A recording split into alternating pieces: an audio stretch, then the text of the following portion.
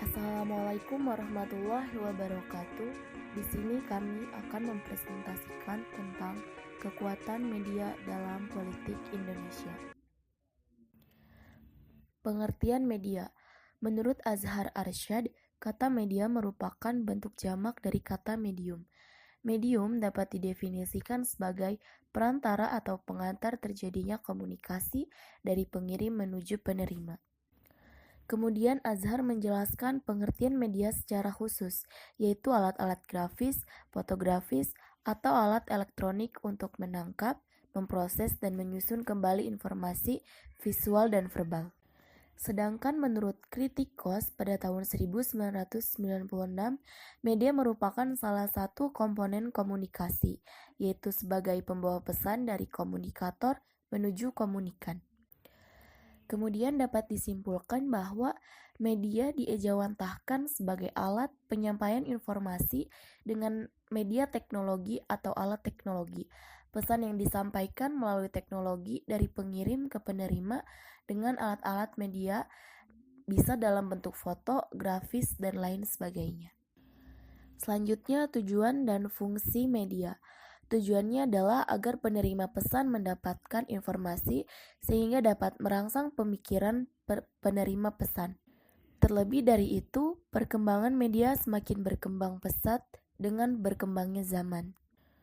Fungsi dari media kini menjadi flat room atau tempat politisasi oleh kelompok-kelompok kepentingan.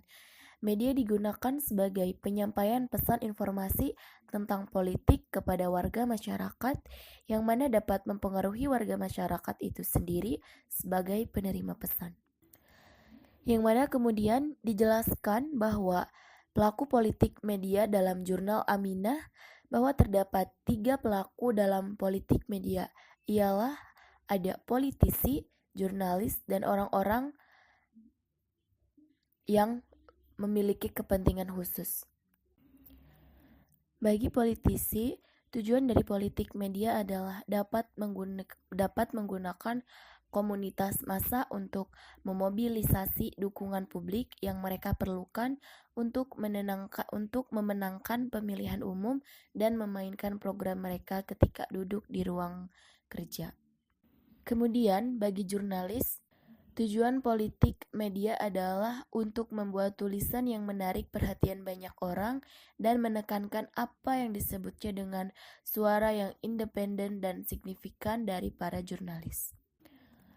Kemudian bagi masyarakat, tujuannya adalah untuk keperluan mengawasi politik dan menjaga politisi agar tetap akuntabel dengan menggunakan basis usaha yang minimal. Selanjutnya, terdapat 3 kecenderungan menurut Mas Duki ketika media memberitakan informasi politik. Di antaranya adalah sikap konservatif atau pro status quo, di mana sikap ini terlihat pada pemberitaan tentang liputan yang mengedepankan kisah sukses dari rezim pertahanan atau kisah dari mantan pejabat selama menduduki kekuasaan yang ingin maju dalam pemilu, tetapi tidak diimbangi dengan kritikan atas segala kekurangannya. Yang kedua, sikap progresif. Hal ini menyangkut pemberitaan media yang diarahkan pada perubahan rezim dan restorasi terhadap rezim sekarang dengan menampilkan sosok yang transformatif yang dapat dinilai untuk menjadi pemimpin rezim dalam perubahan tersebut. Kemudian yang ketiga, sikap skeptis dan apatis. Sikap ini menunjukkan bahwa pemilu dan politik itu entitas yang jauh dari nuansa populis, tetapi isinya hanya kepentingan elitis semata, sehingga pemberitaan politik dan pemilu sendiri lebih banyak wacana korupsi, konflik pemilu maupun praktek penyalahgunaan wewenang semata. Relasi atau hubungan media dalam politik dan pemilu di antaranya adalah ada model demokratik liberal. Model ini memiliki karakteristik di mana media bebas dari bentuk intervensi politik dan media dalam pemberitaannya tidak ditekan oleh politik. Jika dalam operasionalisasinya di di antara politisi ataupun jurnalis ketika bekerja berada dalam keadaan atau kondisi yang transparansi dan akuntabilitas. Contoh negara yang menerapkan model ini yaitu Amerika Serikat. Model otoritarian. Model ini memiliki karakteristik di mana forum politik dan media diatur penuh oleh negara. Jika dalam operasionalisasinya, kontrol hierarkis yang berjalan dapat menyebabkan media bertindak hanya sebagai penerang dari informasi rezim. Contoh negara yang menggunakan model ini yaitu Saudi Arabia, China, Malaysia, dan Singapura. Selanjutnya, model totalitarian. Model ini memiliki karakteristik media mutlak dikuasai oleh negara. Dalam operasionalisasinya, media hanya sebagai mesin untuk mempropagandakan pemerintah. Contoh negara yang menggunakan model ini yaitu Korea Utara, Zimbabwe, dan Suriah. Selanjutnya ada model transaksional. Model ini memiliki karakteristik di mana media dapat berjalan secara bebas tetapi masih dikontrol oleh negara. Dalam operasionalisasinya, media memiliki ideologi yang bermacam-macam seperti apatis, progresif, ataupun revolusioner baik dalam pemilu maupun politik. Contoh negara yang menggunakannya yaitu negara Indonesia dan Thailand serta Argentina. Jika melihat relasi media dalam politik dan pemilu di Indonesia itu masih berada di persimpangan jalan, karena jika dilihat secara ideologis, media ini ingin menuju pada demokratik liberal yang menjamin kebebasan pers yang seluas-luasnya. Akan tetapi, jika dilihat secara regulatif, media masih dalam kondisi penguasaan negara yang berbentuk surat izin operasional. Oleh karena itu, peran media ini hanya dalam politik transaksional, apalagi ketika membaca realita pemilu sebagai instrumen demokrasi yang terletak dalam dua bentuk, yaitu media sebagai medium dan media. Selanjutnya, saya akan menjelaskan mengenai media sebagai medium memiliki makna bahwa media hanya berperan sebagai alat diseminasi ide dan gagasan demokrasi kepada masyarakat, sehingga sosialisasi politiknya tersebar merata di lingkungan masyarakat.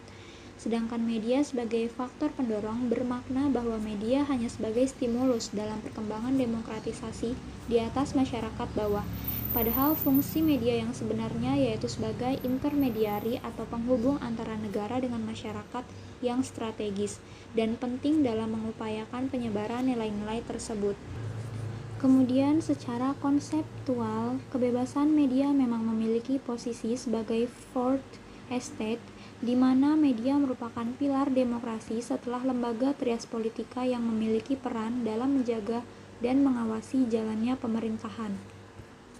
Akan tetapi, secara realita, media ini memiliki batasan yang tipis dengan politik karena memiliki peran yang besar dalam melakukan politisasi satu sama lain. Jika dilihat dari konteks demokrasi transaksional seperti yang terjadi di Indonesia mengenai kasus elektoral presidensial, media ini belum sepenuhnya memiliki hak yang independen dalam memberikan pemberitaan, karena lebih menitik beratkan pada kekuasaan tertentu. Hal itu menggambarkan media dalam pemilu presiden pada periode waktu 2001 sampai 2009. Karena konteks media ini masih sebagai konglomerasi dalam demokrasi, maka pemberitaan yang dilakukan oleh media secara ekonomi politik mendukung penguasaan yang belum lepas sama sekali. Tanda-tanda yang menarik dalam suksesi presidensial 2001 sampai 2003 terlihat bahwa media masih menyetujui penyaluran dana secara informal dengan kekuasaan partai yang berkuasa dalam mencapai kemudahan pemasaran media. Adanya politik konstruksi atau politik framing dalam masa 2 tahun tersebut masih dirasa lemah untuk menetapkan citra bahwa media dapat berperan sebagai watchdog atau anjing pengawas dalam kekuasaan sehingga dapat tercipta check and balance dalam negara dan juga masyarakat. Kemudian dalam konteks pemilu 2004, media mendapat posisi untuk melakukan personalitas yang terfokus pada kampanye caleg. Dalam pemilu ini, media sudah mulai matang dalam memberikan berita pemilu presiden menggunakan konstruksi calon maupun framing pemberitaan. Akan tetapi, media mengalami kemunduran lagi ketika pemilu 2009. Karena adanya oligarki, maka media politik bertransformasi untuk menjadi konglomerasi media yang memiliki peran besar dalam menjadi alat kampanye politik yang efektif dan efisien. Oleh karena itu, semoga media ini dapat menjalankan perannya dengan baik dan benar, agar dapat kembali menjadi pilar keempat dalam demokrasi dan agar dapat menyampaikan berita yang informatif mengenai politik ke masyarakat menjadi seimbang serta tidak terjadi kesalahpahaman. Kemudian menurut kami, dengan berkembangnya zaman yang kini membawa media menjadi salah satu alat yang digunakan oleh kelompok kepentingan untuk berkampanye, yang mana isi informasi tergantung dari jurnalisme yang pro atau kontra kepada partai politik, individual maupun kelompok organisasi politik lainnya. Kredibilitas isi pesan yang disampaikan, fakta, dan lain sebagainya kini menjadi dilematis tersendiri bagi masyarakat sebagai penerima pesan. Karena tidak semua pesan yang disampaikan betul adanya seperti itu, sehingga perlu pengetahuan dan pertimbangan lebih untuk dapat menentukan apakah pesan yang disampaikan fakta atau hoaks. Dalam media sosial Facebook misalnya, ketika masa pemilihan umum, pilpres, pihak pro dan kontra terhadap pasangan calon akan sangat jelas, terpampang nyata. Pihak pro terhadap salah satu calon akan men-share berita positif salah satu calon yang didukungnya dan meng-share berita negatif terhadap lawan dari paslon yang didukungnya. Begitupun sebaliknya. Terhadap yang kami amati saat ini, seperti media dapat dikatakan sudah dibeli atau dikuasai oleh partai elit Indonesia untuk mendukung dan mempengaruhi warga masyarakat. Bahkan salah satu pimpinan partai yang memiliki media menjadikannya alat untuk mencapai tujuan yang diinginkan. Mungkin hanya itu yang bisa kami sampaikan. Kurang lebihnya mohon maaf. Wabillahi taufik wal hidayah. Wassalamualaikum warahmatullahi wabarakatuh.